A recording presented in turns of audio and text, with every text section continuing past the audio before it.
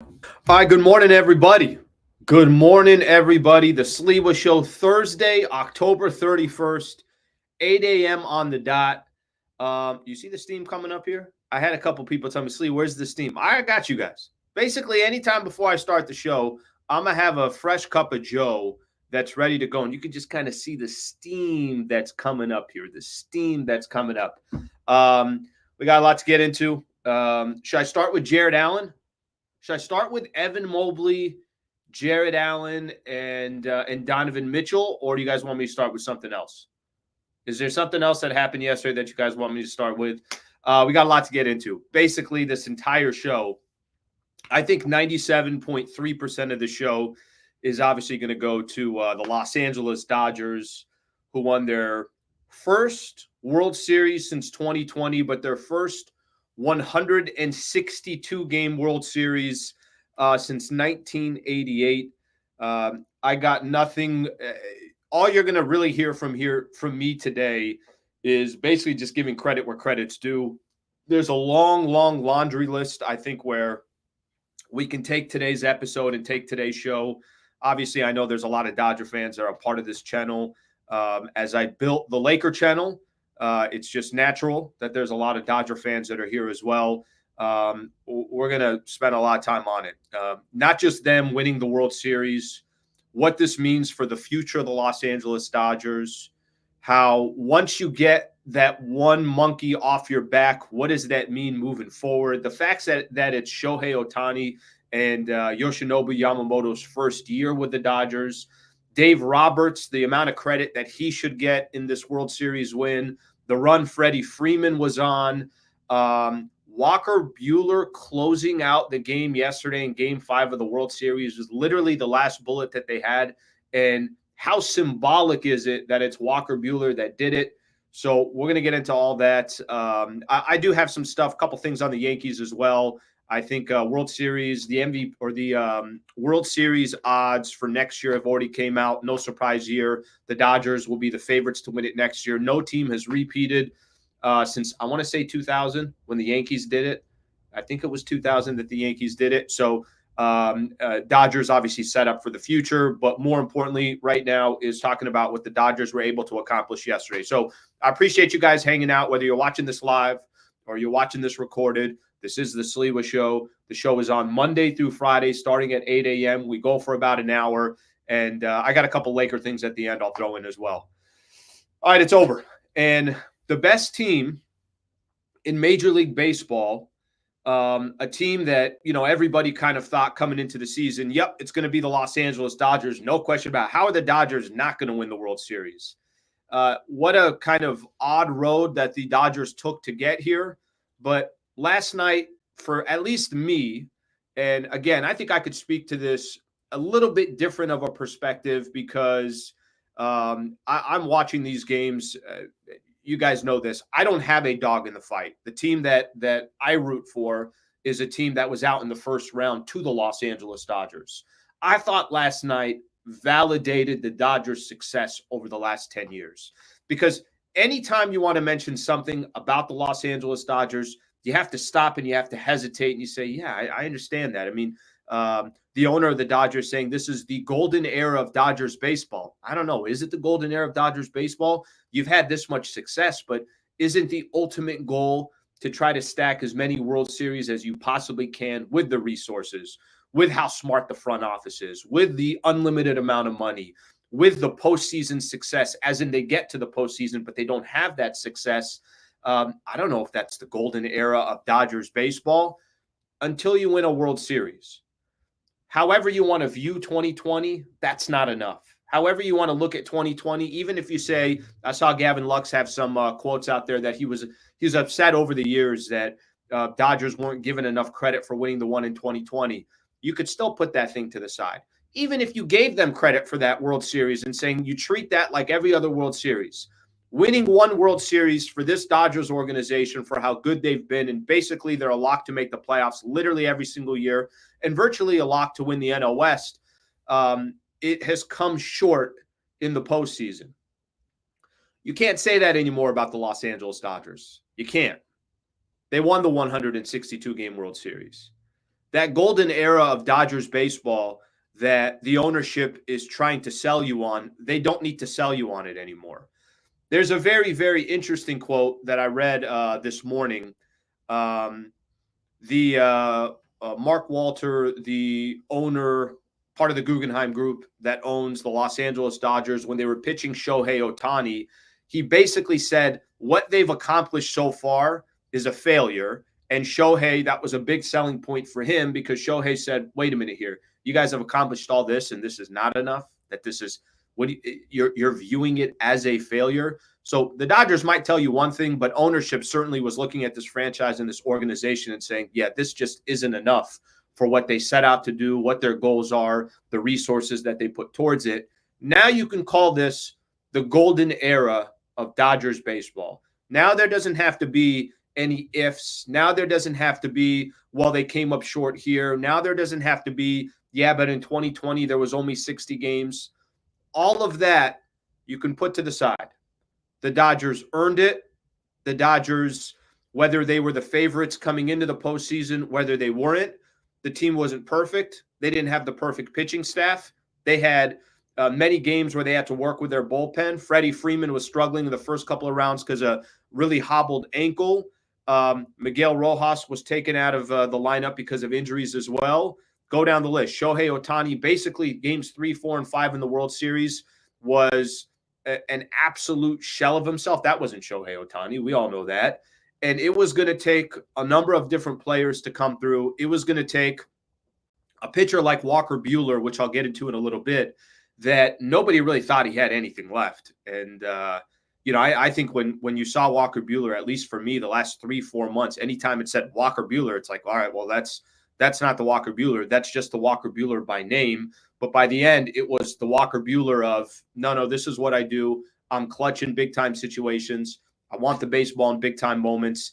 And he was clutch for the Dodgers. So I go back to it.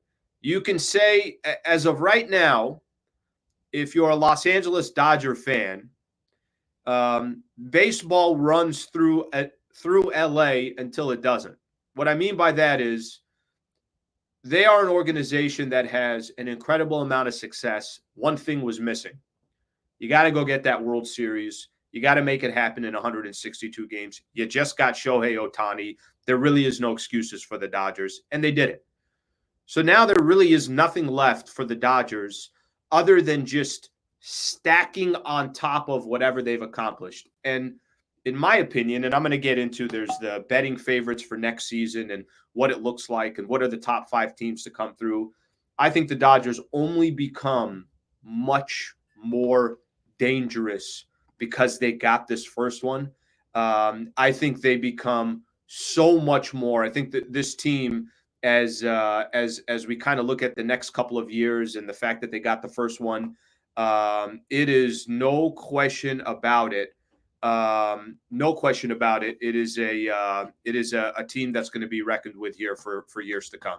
All right, let me look at a couple of the comments here, and then I got a couple other things that I want to get into. And I think for me, more than anything else, it's more validation for the Dodgers. I think it's more validation in the sense that if you had your doubts about the Dodgers or if you wanted to jump all over them, trust me. I mean, I think there's a lot of people, and I would be guilty of it as well.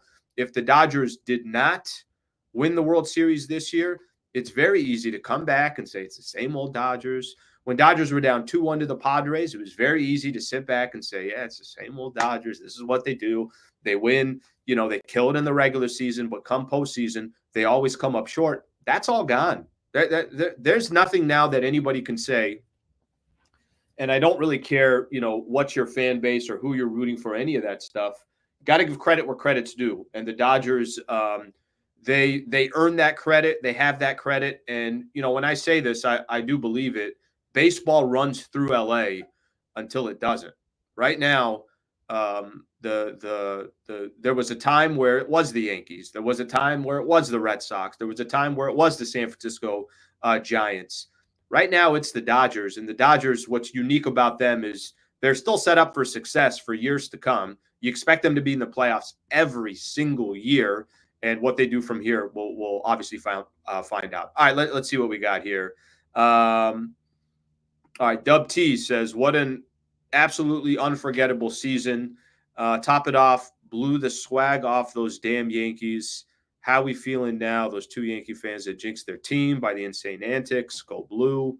Yeah, I will say this. There is something, looking at some of the photos, when they take their team shot, their team photo, and that team photo is at Yankee Stadium. That's the backdrop. It's Yankee Stadium.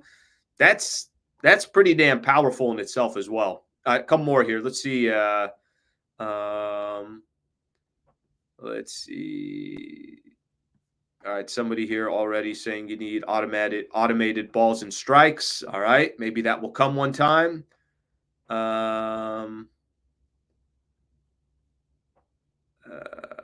Slee SD has yet to even win an 80-game season one. Just relax and call it what it is. 8th chip. No, I think I'm being realistic. I think for the success that the Dodgers have had, I think that was the missing piece. What they did last night was the missing piece. The Dodgers last night completed what they needed to complete. Listen, you can't call an era the golden era of baseball and of Dodgers baseball, especially a franchise that has previous to this has 7 World Series, however you want to call it. I know their success. They hadn't won a 162-game World Series since 1988. So it's not minimizing 2020. It's get one so then you don't have to talk about 2020 anymore. And they did that. All right, let's see what else we got here. Dodgers going to three-peat Shaq, Kobe, and the Lakers. Well, my next topic is going to be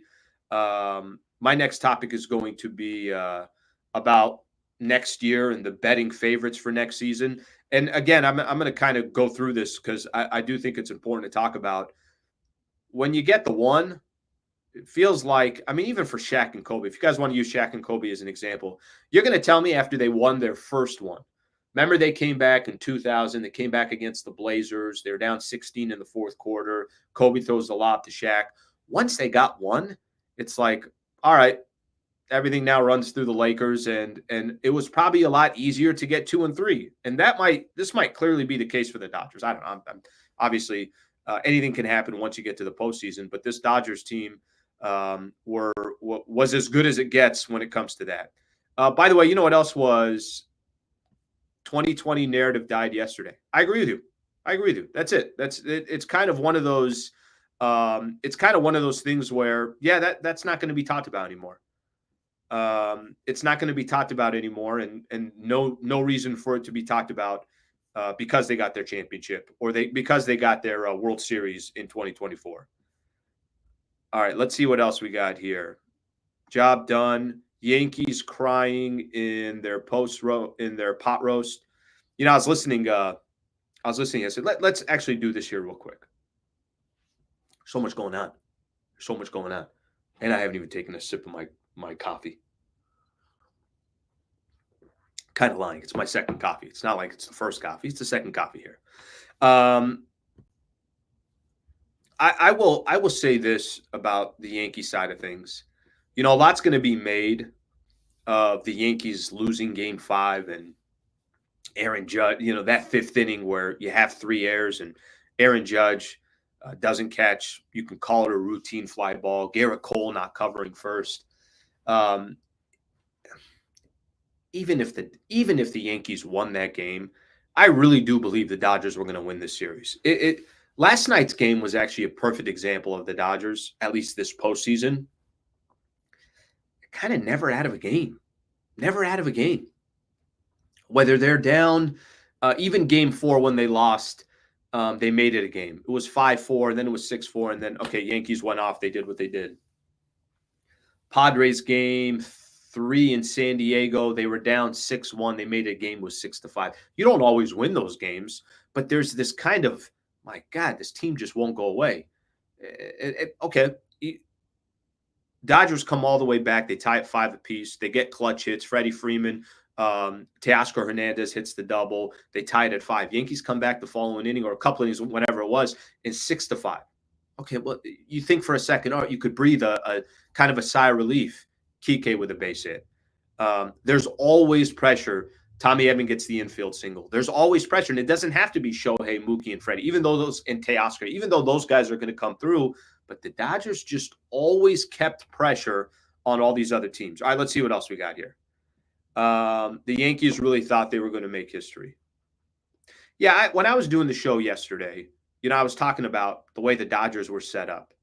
The way they were set up to have starting pitching. Now, listen, I know Flaherty was awful yesterday, and he didn't even get through 2 innings, and that did change everything, and they had to use all of their relievers.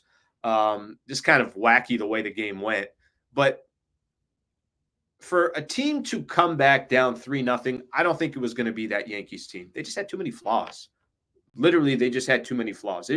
They weren't a team that was good enough that you could sit there and say, yeah, this is a team. This is the type of team that's going to come back. I remember when who was it? It was when it was Red Sox Yankees. I think Game 6, it was Curt Schilling that was pitching.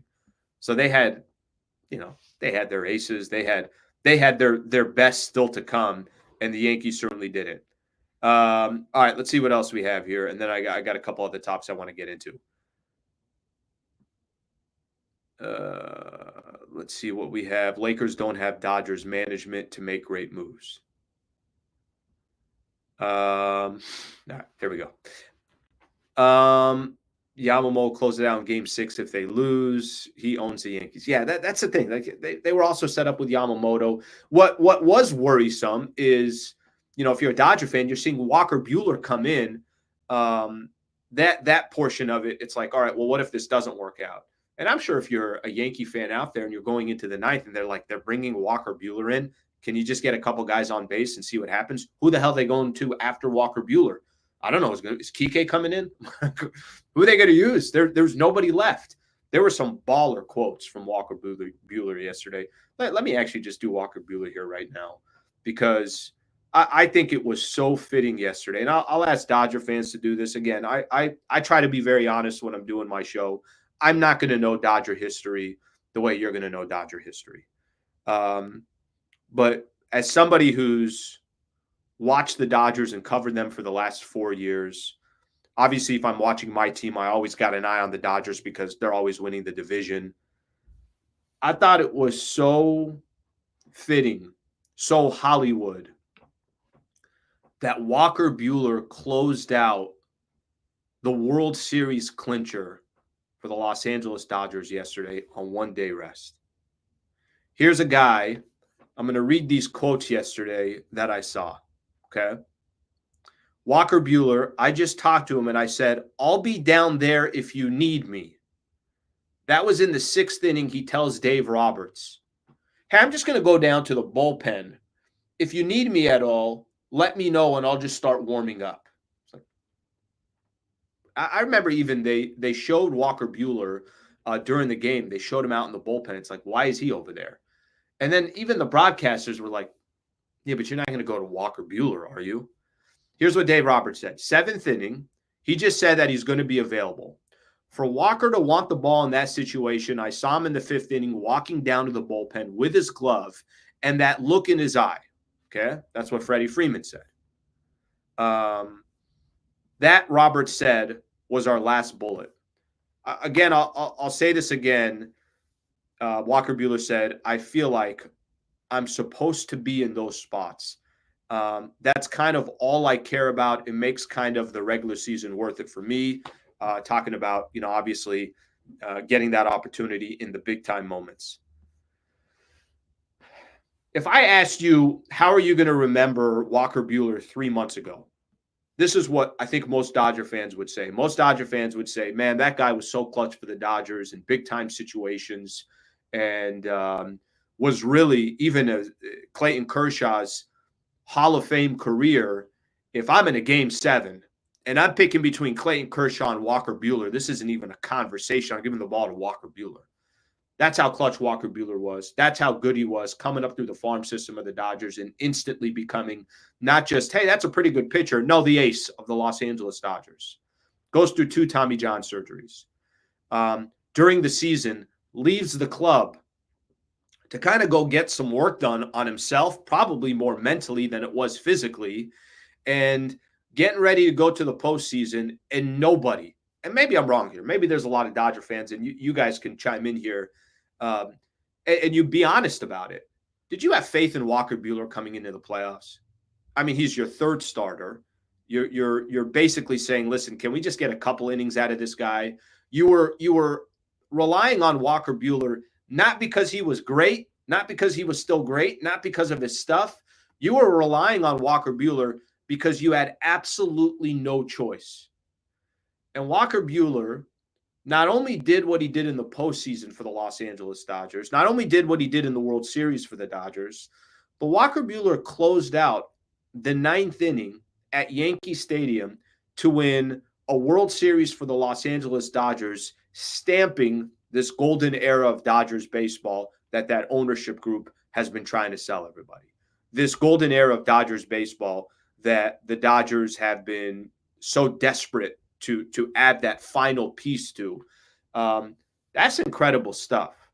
That's I tell you that from my perspective as somebody watching, it's like, that dude is different. That's a different type of DNA. And again, it's not somebody this is somebody that came off 2 Tommy John surgeries. Go look at a lot of these pitchers in Major League Baseball that have 2 Tommy Johns. Yes, there are some unique stories here and there where people have success, but Walker Buehler, to see his path, and then I want the ball in the biggest moments. I want the ball in Game 3 of the World Series. I want the ball in Game 5 of the World Series to close out the game. Hey, Dave, I know we're running out of some of our pitchers here. Our bullpen is pretty thin. I'm going to go hang out in the bullpen. If you need me, just let me know.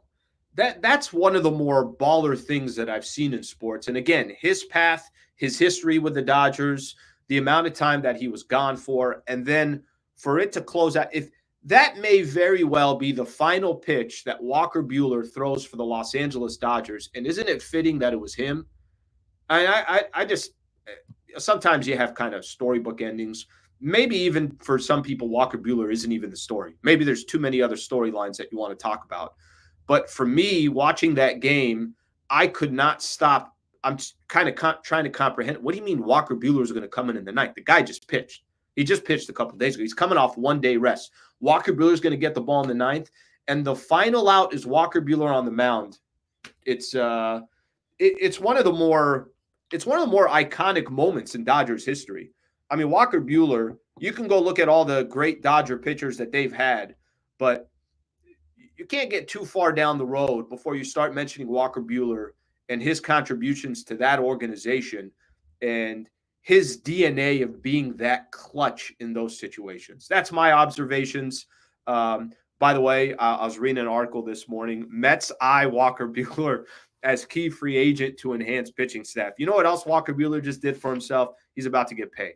And the man deserves it. And unfortunately, his injuries, you thought because of his injuries, he's not going to get paid. I mean, I'm sure there's still going to be a lot of teams that are hesitant. I'm sure there's still going to be a lot of teams that are not 100% sure what kind of long-term deal they're going to give Walker Buehler. But if that's the last pitch that Walker Buehler ever pitches for the Los Angeles Dodgers, that might be one of the most baller things that I've ever seen. I saw this when I was reading this article. So the Mets, I'm not going to get too sidetracked here, but it just shows you instantly, I'm sure there's a lot of teams now looking at Walker Buehler a lot differently than they were looking at him just 1 month ago. 1 month ago. How Walker Buehler was perceived to how Walker Buehler is perceived right now. Here's the article. It said Mets exploring roster changes for 2025. They're obviously going to eye Juan Soto. But if they can't get Juan Soto, watch out for a player like Walker Buehler to kind of try to help with their pitching rotation. Buehler, how about this? 19 postseason innings, 0.47 ERA and 24 strikeouts. In 5 playoff seasons, he has achieved 4 wins and 114 strikeouts with a 3.4 ERA in 94.2 innings. You know what that says is I'm not just good in the regular season. I'm good in the high leverage moments, and that's Walker Buehler. All right, let's take a look here. All right. Yeah, this will be interesting. Pay him. That's interesting. It's interesting that I don't know how the Dodgers are going to kind of treat this, and maybe the Dodgers have been so every move that they've made, they'll pay guys, but everything is so strategic. I don't feel like a lot of it is just emotional based. I mean, okay, you could say, well, they're giving Kershaw 16 mil for 1 year, or whatever the case is. Okay, you make that case, but it's not a long-term deal. Usually it is usually they're very strategic with their moves. Mookie Betts, okay, gets a long-term. It's Mookie Betts. He's the guy's going to be he's worth that contract. Give Shohei 10 years. I had Shohei Ohtani.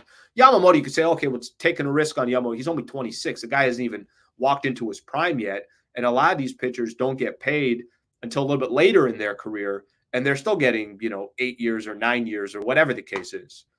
I wonder what they'll do with Buehler. Not a blank check, but a check with a few zeros on it for Buehler. Can't see him leaving LA. Listen, a month ago, I'd have told you he's 100% leaving LA, and I'd also told you that I'm not sure what kind of money this guy's going to be making. But now that's a completely different conversation. Yeah, a lot of people here are saying blank checks. Dodgers are they're very strategic, very strategic, and who knows? Maybe Walker Buehler just goes with where the money is and says, "I'm just going to go get paid now. What else do you want me to do? He's already done everything." I mean, I know that's kind of crazy to say. He's got 2 World Series, and the way he got his second World Series, like I said, is one of the more baller things to do. Let's put it this way. If Walker Buehler is on another team next year and the Dodgers are playing, pick any team that you want. He joins the team. Let's just say he joined the Mets. The Mets gave him absurd money. And he's representing the New York Mets. And he walks in the Dodger Stadium. There's not a Dodger fan that's not standing up for him. Mike, we're all busy, bro. All of us. All of us are busy. There's so much to do tomorrow. All of us have such a long laundry list of things to do tomorrow. We appreciate the invitation very much. We're slammed. I mean, if you saw my schedule for tomorrow, man, we're so busy. All of us are so busy. That one hurt, bro. That one hurt. Watch the Padres try to go after Walker Buehler. I'll say this on the Walker Buehler portion. It's just going to come down to terms. How long would he be around for? Okay, I'm going to keep going here. And again, if there's some specific stuff, I don't even feel like I have basically 37 pages of notes. You know what I'm upset about, to be honest with everybody? I'm upset that we're almost 30 minutes into the show, and I didn't even spend any time yesterday on how Darius Garland played. Or George Niang. I should have went Niang. Niang would have been better. I shouldn't have said Garland. For those who don't know, Niang played 22 minutes yesterday, had 5 points, and he was a plus 13 in the plus minus. Is that where you guys want me to go? I'll go. Don't think I won't go. Yesterday in the middle of the World Series game, who was doing a little Lakers post-game show action, huh? Right here. This guy. You don't think I'll jump around and go to Dalton Connect right now? I'll go to Dalton Connect. Bet your ass I'll go to Dalton Connect. All right, let's see a couple more of these here, and then I want to get into a couple more things. I'm going to let you guys decide. You guys want me to talk about Freddie Freeman, or you guys want me to talk about Dave Roberts? Which one? First 1 to 5. Freeman, Dave. Freeman or Dave? Basically, 1st to 5. That's the topic that I'm going to go with. Yeah, lots of things to do tomorrow. A lot of us are busy. We just do not have time. All right, we got Freeman here. Got Bronny. Of course, Bronny goes in there. We got both in there. Freddie. I'll just go 1st to 3 here. I'm going to do both. I'm just saying which one. All right, everybody wants both. Okay, let's start with Freddie. I got enough Freddies here. Let's start with Freddie Freeman. World Series MVP. Here was his numbers. Here's what Freddie Freeman did in the World Series. Okay. Numbers in the World Series. batted 300. He had 4 home runs. He went through a stretch where he had 6 home runs in a row, going back to his days with the Atlanta Braves, but 4 home runs in this series. He had 12 RBIs. 12 RBIs ties the most in World Series history as far as RBIs go. He had one of the most, it will go down as one of the most iconic moments in MLB World Series history, and you could say postseason history, hitting that grand slam in game 1. He also did something that I don't think is being talked about enough today. Game 1 won the Dodgers the World Series. That was the World Series. Because if the Dodgers don't win that game and they lose 3-2, and he has a lazy fly ball to right field and Juan Soto wraps it up and it's 3-2 and the game's over, and at the worst, the Yankees win one game in LA, then we got a series. But because he hit a grand slam in the bottom of the 10th inning with his team down 3-2 with 2 outs, I talked about this a couple days ago, and I really do mean it. It's not if you won sometimes, but sometimes it's also how you won or how you lost. He single-handedly ripped the soul out of the New York Yankees in game 1. He set Dodger Stadium on complete fire. A lot of people started looking back to game 1 of 1988, Gibson, Eckersley, and the home run that Gibson won that really catapulted the Dodgers to that World Series in 1988. And you started seeing all the clips and saying, okay, hey, this is so eerily similar. Freddie Freeman's injury was different, but he had basically 2 rounds of playoffs where he was a shell of himself, and he was still a complete baller because he is a baller, but he was a shell of himself because of that ankle injury, and then had 5-6 days to get a little bit healthy in between the NLCS and the World Series.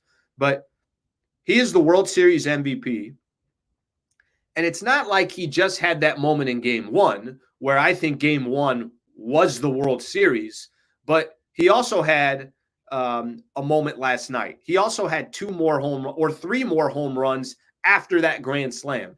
He had 12 RBIs. The guy was obviously influential throughout the entire World Series. That's why he was the MVP. But Freddie Freeman, in that moment in game 1, Dodger fans are going to go look at that moment, and in 20 years, they're going to look back and say, do you remember when Freddie Freeman did this? That's what they're going to say. And Major League Baseball, I don't care if you're a fan of the Cubbies, the Red Sox, the Yankees, the Padres, the Diamondbacks, it doesn't matter. If you were watching the World Series, you're going to look back and you're going to say, remember when Freddie Freeman in the bottom of the 10th inning when the Dodgers were down 1 run with 2 outs against the New York Yankees at Dodger Stadium, hit a grand slam, the first time that's ever happened in the World Series? We're all going to remember that. So, he kind of put his place in history and put his place in Dodgers history. And I'll say it again. I really do believe game 1 was the World Series. Were there a lot of other storylines that they had to repeat and come back and win in game 2? Absolutely, they did. But I thought game 1 of the World Series, that moment for Freddie Freeman, is going to be the moment. And that's what Freddie Freeman was a part of. All right, Dave Roberts. Maybe I'm being a little too dramatic here, but when I was doing when I was at 710, when I was up there spending a lot of time talking about the Dodgers as well, obviously doing the show with Travis, the pulse in LA and the pulse from Dodger fans is Dave Roberts is the problem. The Dodgers are not winning a World Series because that manager is holding them back. And listen, maybe it's an emotional feeling. I remember always having conversations with Trav, and he would say that, look, this team is they're just like a formula, and everyone just goes by the formula. So that front office, these are all predetermined decisions. I don't know how you guys felt about this World Series run, but a lot of what the Dodgers were doing did not feel predetermined to me. I did not feel like watching the Dodgers in this postseason run, they weren't predictable, where I think in previous years they were predictable. Guys got to step up to make your manager look good. Guys obviously have to step up and come through. If Dave Roberts makes a decision on the fly if that decision doesn't, if that pitcher doesn't come through or that batter grounds into a double play or whatever the case is, then it's going to make Dave Roberts look bad. So I understand that, Freddie Freeman had moments and the pitching stepped up and so many different people were clutch. And you can kind of go up and down the list of how the Dodgers came through for Dave Roberts. Dave Roberts won them that World Series. He didn't make a mistake. Does somebody want to go back and tell me where Dave Roberts was wrong during this World Series run? What did Dave Roberts do wrong? Because I can't tell you that I can point to anything.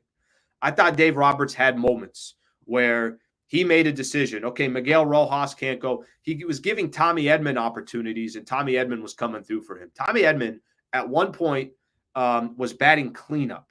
He was the NLCS MVP, Tommy freaking Edman. Okay, give some credit to Dave Roberts for putting him in that spot. Kike was getting opportunities. Kike was coming through for him. There were times, I could even go back to yesterday's game and say Blake Treinen is still in the game at this point. Treinen would come through for him. There was a moment, if you guys remember, I'm going to go back to it, against the Padres where everybody thought Walker Buehler was coming out of the game. It was a 6-5 game. Tatis was up, and he goes up, looks at Walker Buehler, looks at Will Smith, and kind of was like, well, you guys figure it out, and walk back out. The times that you've looked at the Dodgers and they just look like, yeah, this is all just a math equation and they're only going to go by the analytics. I didn't feel that this year. I'm sorry. I didn't feel that this postseason run. Whether they do that for 98 games or their 98 wins, whatever happens in the regular season, they're locked to make the playoffs. But I did not feel watching the Dodgers this year that they were, or in this postseason, that Dave Roberts was just strictly, well, guys, I can't do this because the front office said do this. It felt like there was more of a feel to the game. And that, I think, has been missing from the Dodgers, that it's too based on analytics, that there is no, yeah, but I feel like this guy can come through at this time rather than I'm just going to pull him out because the situation tells me to pull him out. Dave Roberts, I don't feel like made any mistake. I really don't feel like he made any mistake. And he went from a guy that was one game away from probably getting fired. Because if it's 3 years in a row that you're out in the NLDS, and that's the challenge that the Dodgers were facing in that first round, he went from one game away from not just being on the hot seat, but probably being fired and being remembered from a Dodger fan base perspective of, yeah, that manager just could never get it done, and he had all the resources in the world, to now probably having the seat as long as he wants. The players like him, and obviously front office likes him. And I think the most important thing, if you're a Dodger fan, he came through. I didn't see one. Somebody tell me where Dave Roberts made a mistake or a move that he made backfired. I don't know what it was. It could have happened yesterday. It could have happened yesterday where you're like, Blake Treinen's still in the game. They're going back to Walker Buehler on one-day rest. It could have happened yesterday, and it didn't happen. And they won a World Series on it. And for all of those that had a lot of hate on Dave Roberts, that's okay. You can have that. As fans, I love when people give him his flowers now. You were all wrong. No, you could be right at the time and the situation, but the Dodgers didn't make a change. They held on to Dave Roberts, and Dave Roberts came through. Dave Roberts came through in the biggest of moments. I was very critical. I always, especially 2022 and 2023, it's like, yeah, that roster is just too good of a team to be getting either swept by the Diamondbacks or losing in 4 to the Padres. It's like, yeah, it's this Dodgers team. And they've had other moments, obviously some colossal failures in the postseason as well, where Dave Roberts has been there. So I think all of that had been mounting, but there is nothing negative to say about Dave Roberts. And if you got anything, then you're just, you're obviously just hating on that. All right, let's see what we got here. I had a feeling leaving Treinen to face Stanton was going to be a bad decision. I think a lot of people did. I'll go back to what I just said. This is, by the way, this is a great point too. Experience is king. Basically, over time, the more experience, it's like, I felt like that there were so many different moments or opportunities this could backfire on Dave Roberts, and none of them backfired. Literally, none of them backfired. All right, let's see what else we got here. Welcome to the Hall of Fame, Doc.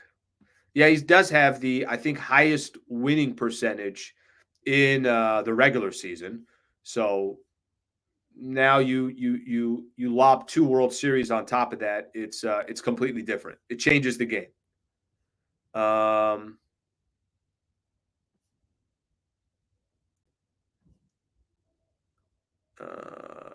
How did we beat San Diego without Freddie?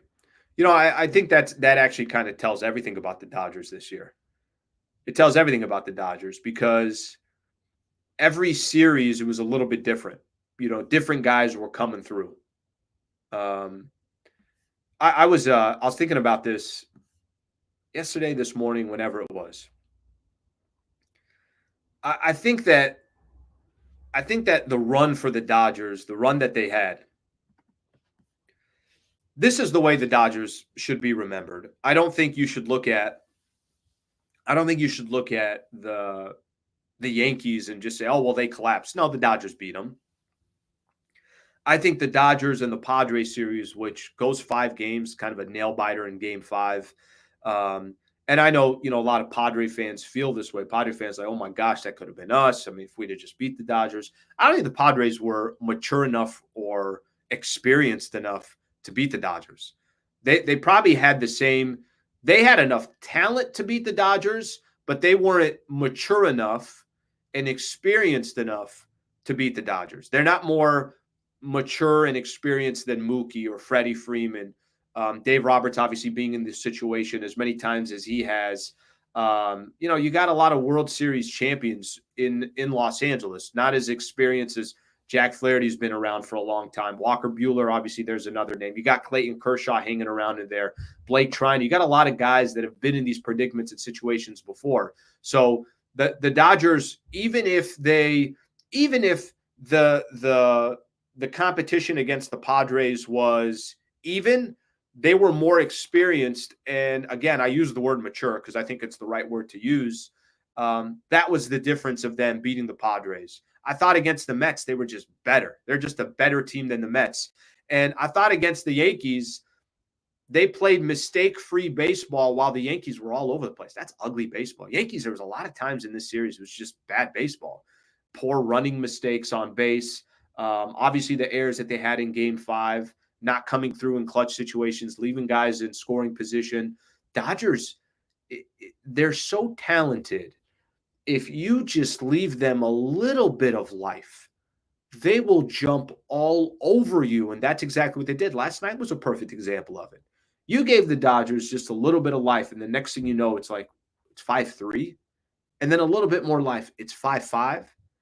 And then a little bit more life, it's 7-6. And then you're looking up, and it's like the game is over. That was the Dodgers this entire postseason.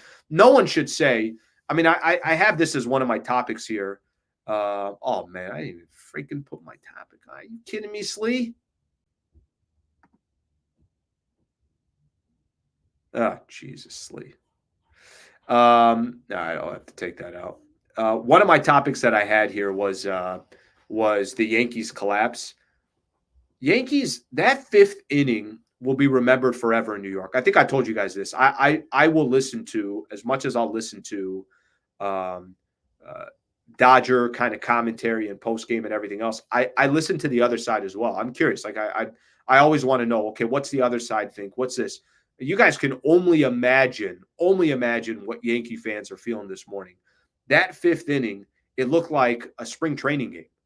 It literally looked like, let me see if I got the right one here. I do. Good. No, I just got it remarkably late. That 5th inning looked like a spring training game. It looked like a game in March in Peoria. Those 3 errors, the countless mistakes that they were making.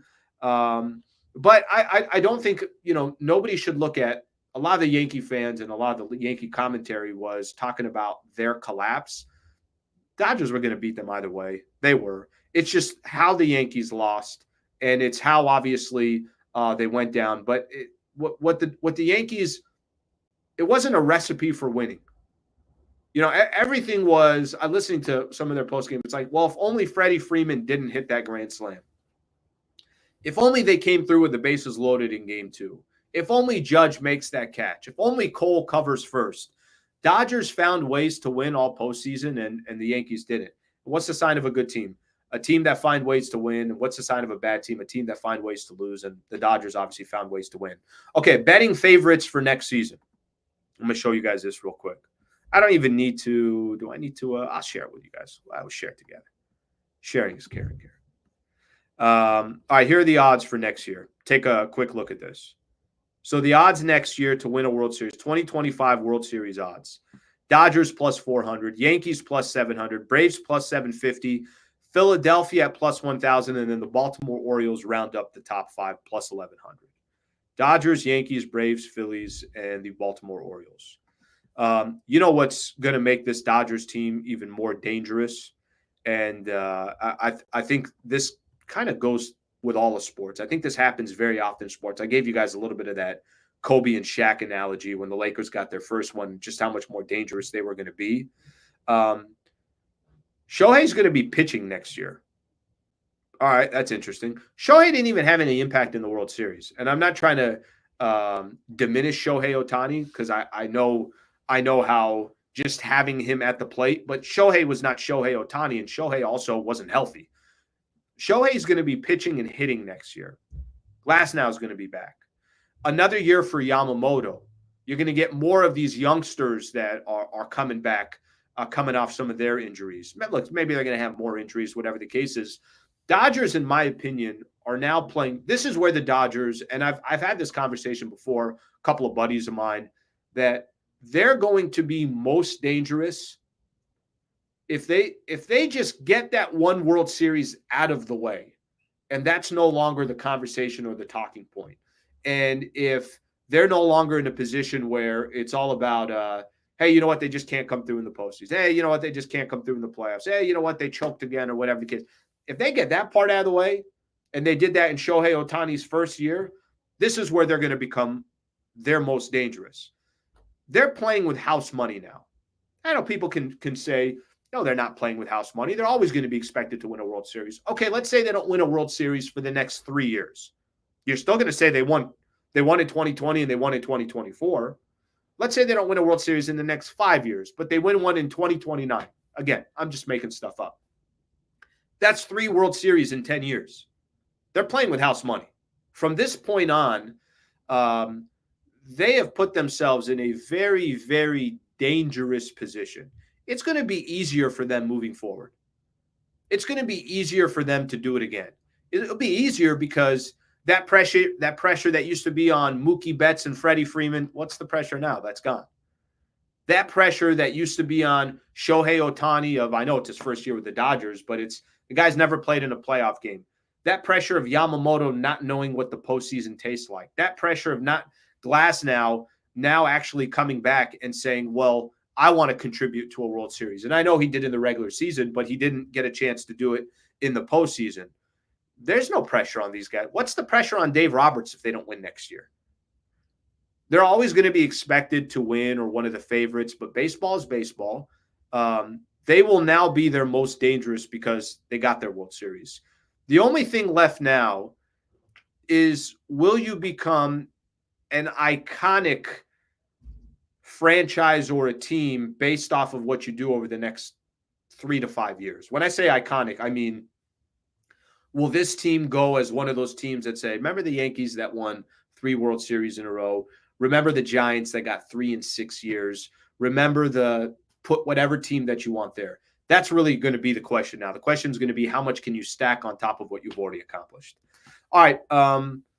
That's most of what I got here, Dodger related. I mean, that's a lot of shit. I hit on a lot of stuff right there. I got a couple things on Juan Soto. I don't know if you guys saw him yesterday in some of those quotes. Lakers lost to the Cavs. I'll do a little bit of that as well. My post-game show, a little heated yesterday.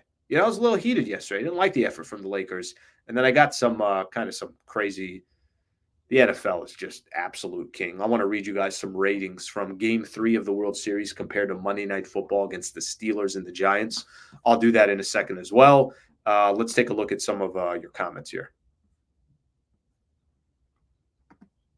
All right. Dynasty, that's the word. Yeah, Dynasty, you're going to need under the Ohtani branch. Dynasty is 3 World Series, right? 3 World Series.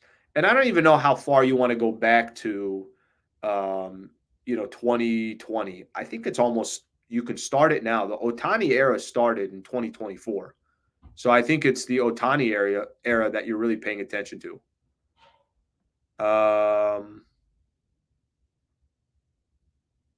Let's see what we got here. When spring training start? Jesus Lord. When do pitchers and catchers report? I got to start looking forward to other things. Don't tell me this. Don't forget Sasaki sleep. Come on, bro. I don't have time for this. I don't have time for this. Please. Read this morning's New York Post. John, I'll go back and read it. I have not read it, so I'm sure there's some good stuff there. Soto coming. Guys, don't do this. Don't do this. The rich don't need to get richer. We don't want Soto over here. He could stay with the Yanks or go to the Mets. I got some quotes from him that I think were interesting. Good morning to all my fellow Buehler believers. Slee, Bronny scored 2 points. Oh, no, I know. I know what Bronny did last night. Dodgers were down when I was doing the postgame show yesterday. Hoops Talk postgame show. You want some freaking postgame show action? Come tune in to me after a Lakers game. Okay? All right? 5 years apart of the Lakers radio broadcast. Independent Slee. Okay? We'll get into the Lakers here in just a second. Where was I going with this before I interrupted myself? I interrupted myself. Do you ever lose your train of thought because it was your own train of thought? Like it was your own mind that was running into you here? Okay, let's look at this Juan Soto stuff here real quick. By the way, today, 9:30, got sales calls, guys. 9:30, I got sales. Already booked an appointment. I got an appointment on Monday, a very important meeting that I'm going to have to get to. I think I already told you guys yesterday. Right now, I'm just planting seeds. You got to plant the seeds. I got sales calls to go make today. Okay? Don't hit me on Twitter. Don't hit me on Instagram. Don't hit me on YouTube. I don't want to hear anybody talking. Everybody should just say, guys, out of respect to Sliwa, from 9:30 to about 11 o'clock, he's making sales calls. Okay?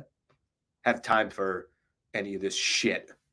All right, here's Juan Soto. Juan Soto, one of the more interesting quotes. Let's see what he's going to say. So somebody asked him about, and by the way, this is such, Yankees, New York media, like 6 seconds after they lost.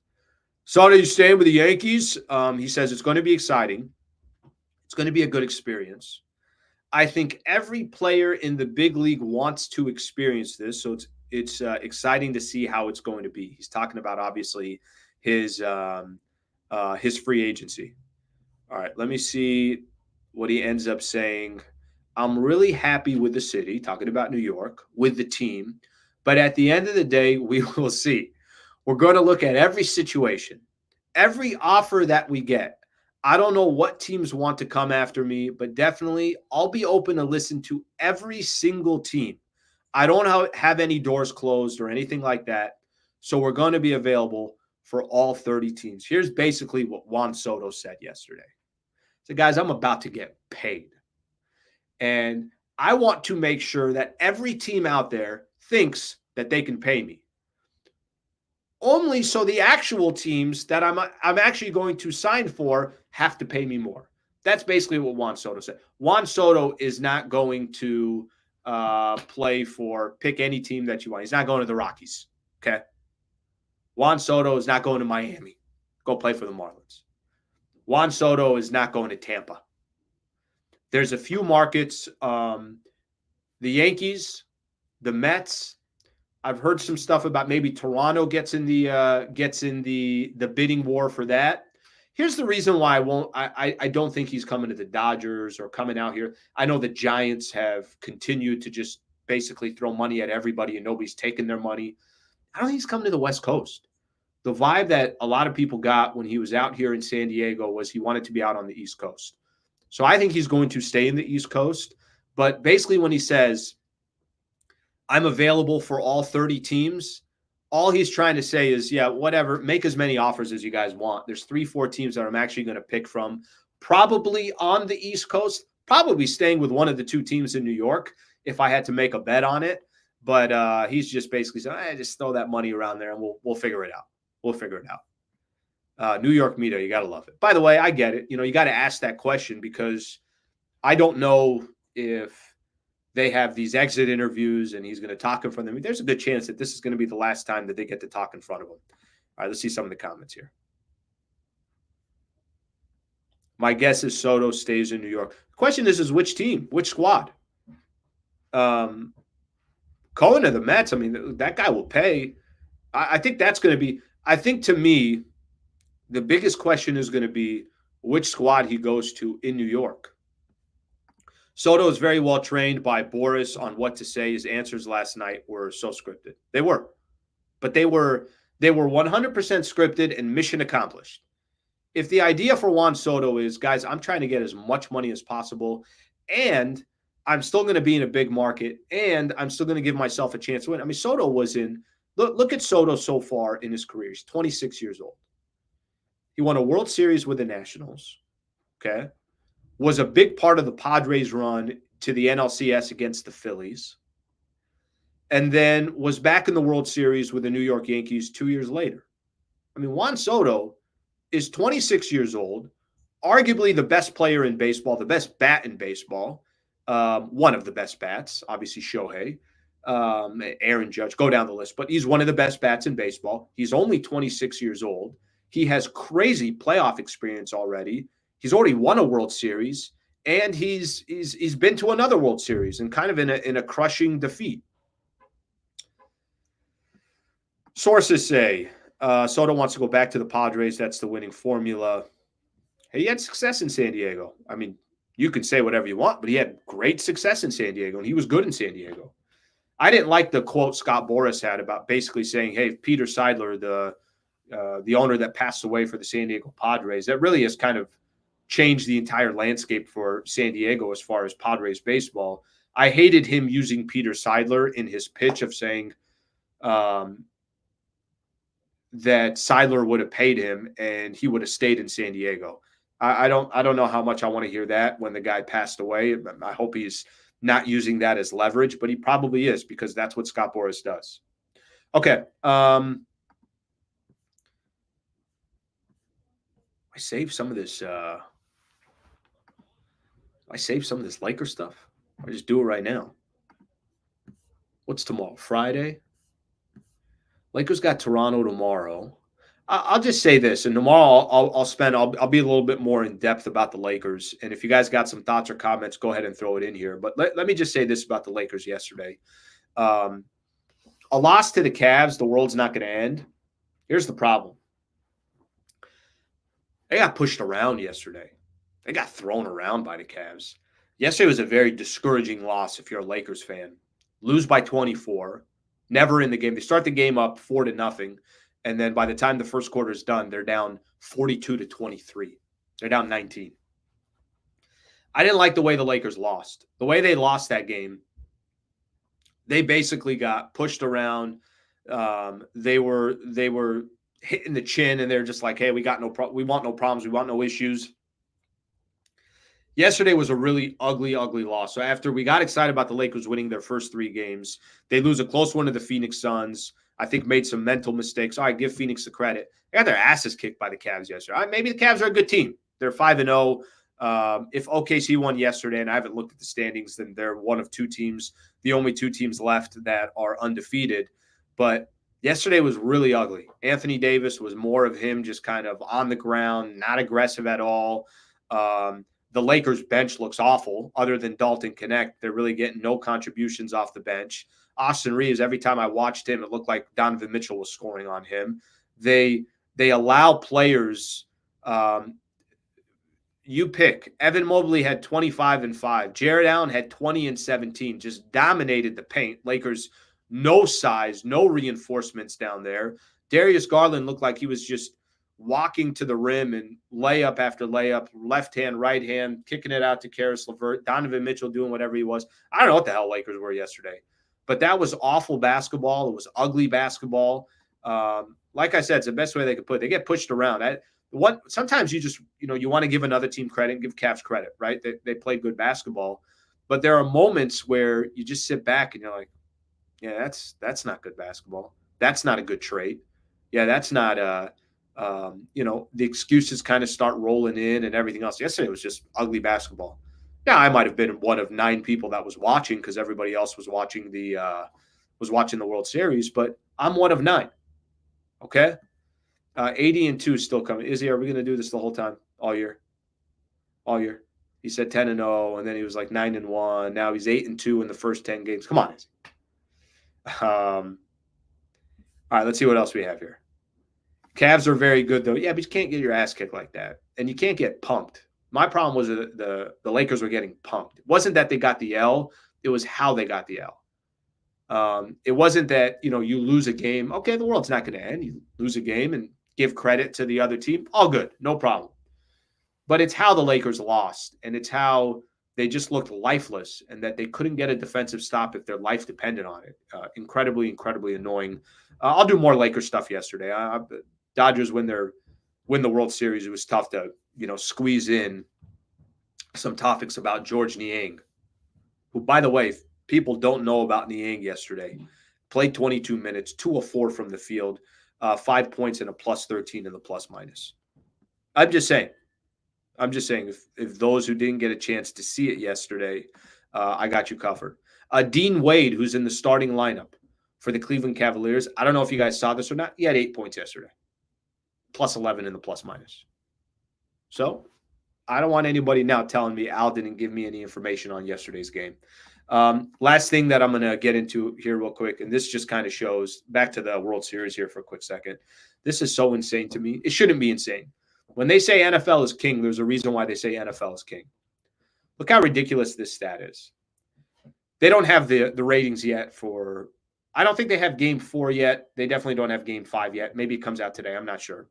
World Series Game 3 drew higher ratings than Monday Night Football. I had to read that 3 or 4 times. I'm like, okay, why are they making a big deal about this? Front Office Sports, who does a good job. SI had the article as well. They get the information. They put it out there. How ridiculous is this? Giants, the New York Giants played the Pittsburgh Steelers in a Monday Night Football game.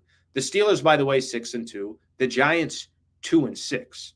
We are just under halfway through the NFL season. The game is basically meaningless. The Giants are not a good football team.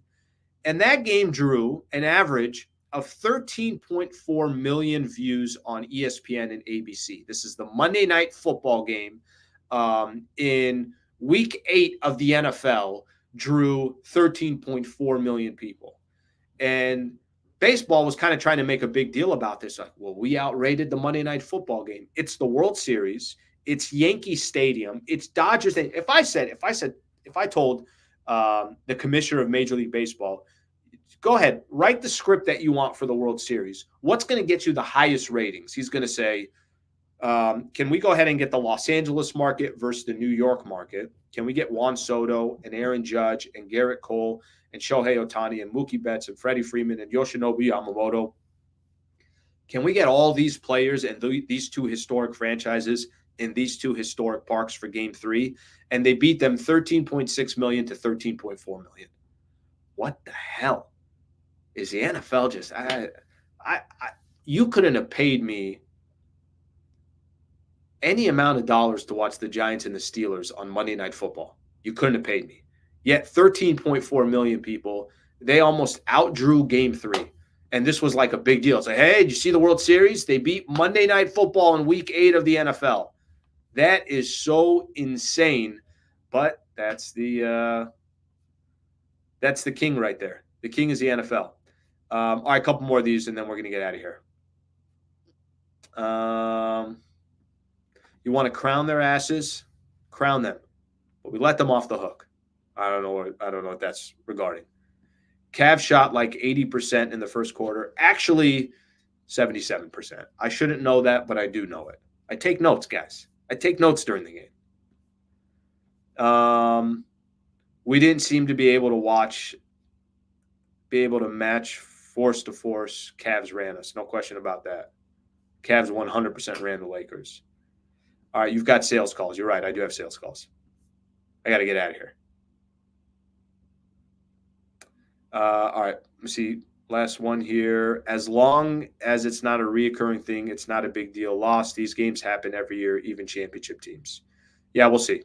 We'll see what happens. Bronny got his first bucket. You got the crowd training. We want Bronny. Yesterday was perfect for Cleveland. Cleveland got something really cool yesterday. Cleveland got to, they got to see LeBron again. They got to see his son play. They got to chant, "We want Bronny," and the Lakers were getting their asses kicked by 25 points. Like, what more can you ask for if you're a Cleveland Cavalier fan? All right, y'all. I'm out of here. I got to get some stuff set up here, and then I'm going to get into those sales calls. I appreciate you guys hanging out. Sleeper Show back on tomorrow morning at 8 a.m. Thank you for hanging out. Lakers got a game tomorrow coming up against the Toronto Raptors, and we'll be back tomorrow. So thank you for hanging out. Appreciate all the comments. The comments help a lot out just with the flow of the show, so I really appreciate that. Hope you guys have a good rest of your day. Give credit where credit's due. The Los Angeles Dodgers are World Series champions. Very, very much deserved. A team that had a lot of bumps in the road this year. A team that has had a lot of failures in the playoffs, got that monkey off their back, and will become by far the most dangerous team in baseball moving forward, especially after getting that World Series. Thanks, guys. Thank you for tuning in. Hope you guys have a great rest.